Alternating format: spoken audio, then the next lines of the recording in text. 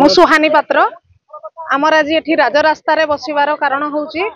आमको टर्मिनेटर भय रही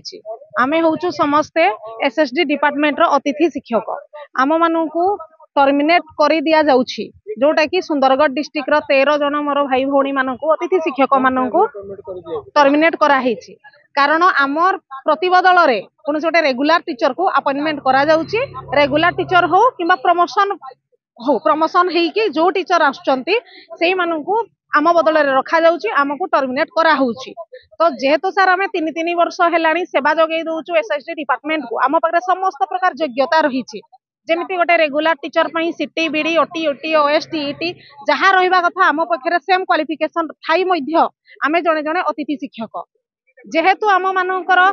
3 वर्षर समय बर्बाद हो गलानी आम शिक्षकता करूचु एबे आमे जीवु कुआडे तेणु सरकार को आमर अनुरोध आमको कहा भी टर्मिनेशन न करिकी आमर जो सुंदरगढ़ जिलार 13 जन को टर्मिनेट कराई प्रत्याहुत करा जाऊ चाकरी को फेरई अणा जाऊ।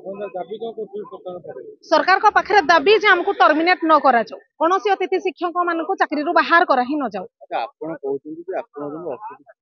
आज्ञा अतिथि शिक्षक माने आपन गेस्ट फैकल्टी आपन जेतबे तांकर मास्टर माने जो अभाव थिबे आपन डाकी आपन पाठ पढाइबे। आज्ञा तो एते तो टर्मिनेशन किछि नीति नियम नाही आपन केबे क्लास करबे पेमेंट नेबे आमे सर 2टा पीरियड हमको पर डे रूल अनुसार गवर्नमेंट जहाँ एडवर्टाइजमेंट बाहर करथिले जे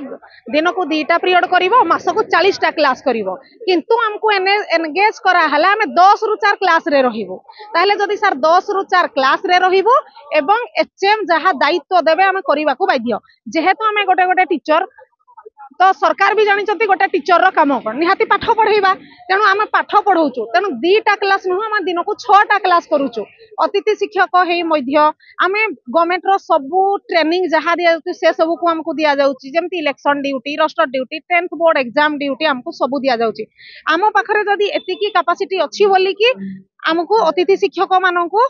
आज सरकार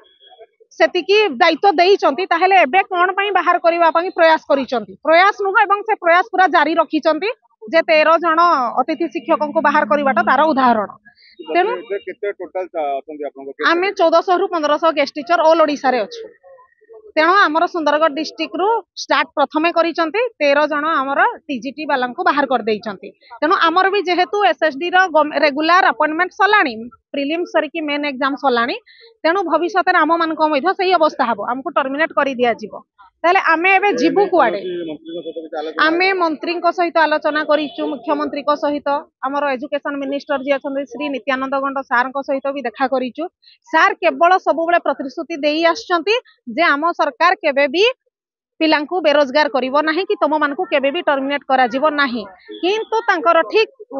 माने कहिबार मासे परे ही आमर सुंदरगढ़ डिस्ट्रिक्ट रो 13 जन को टर्मिनेट कर दिया जायछि सेति में आज आमे राजरास्ता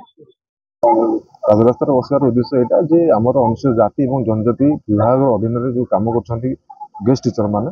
से भर आम देखिलु जे 2 मास तले सुंदरगढ़ जिलूर पाखापाखि 13 जन को टर्मिनेट कर जदियो टर्म एंड कंडीशन जब आम देखा तार गोटे 3 नंबर कंडीशन या थिला जे जेतेबेले आपनक पोस्ट जो आपण माने गेस्ट फैकल्टी अच्छे जो पोस्ट अच्छा आपन एग्नेस्ट जदि भी सरकार रेगुलर टीचर दौरान ताहले आपण मानक टर्मिनेट करा जिवो तो से जो 3 नंबर पॉइंट जोटा अच्छी से 3 नंबर पॉइंट को परिवर्तन करने आज राजरास्ता पिला आसी एक सरकार सहित आलोचना होता परवर्ती मुहूर्त में नित्यानंद गंड जी आम डिपार्टमेंट जो मिनिस्टर अच्छा ऑफिस गोटे लेटर आसाला जे एमान कथा बुझा जाऊ बोली जो कंडीशन टाक आम विरोध करुचु से कंडीशन टाक उठा जाऊ बोली आम भी देखीचु अतीत अनेक सारा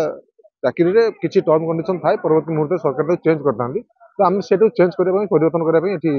ओडिशार विभिन्न अंचल आसी पहुंचते आज्ञा आज्ञा हाँ सेटा हूँ बड़ कथा देखो एम सेमती किसी कंडीशन नाला जे एम वर्षे कि 2 वर्ष रही दीर्घ दिन है पाखापाखि किए 3 वर्ष अच्छा किए 2 वर्ष है अच्छा एमाने एते दिन रहिला पर गोटे डिपार्टमेंट रे पिला को पढ़ेला पर आपण जानती गोटे शैक्षिक वातावरण भितर पिला माने तांक सहित अकाउंटेड थांती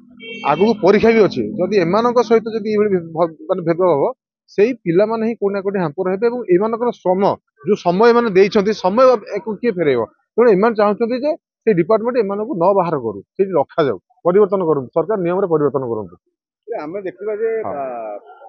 24 ବର୍ଷ ପୁରୁଣା ସରକାର ହଉ କି ନୂଆ 13 ବର୍ଷ ଆଜ୍ଞା ସରକାର ହଉ ଆଜ୍ଞା କେବଳ ରାଜରାସ୍ତାରେ ଅନେକ ଶିକ୍ଷକ ଶିକ୍ଷୟିତ୍ରୀ ମାନେ ହିଁ କେବଳ ବିକ୍ଷୋଭ କରୁଛନ୍ତି ଶିକ୍ଷକ ମାନଙ୍କ ପାଇଁ ସରକାର କାହିଁକି ଶୁଣୁନାହାନ୍ତି?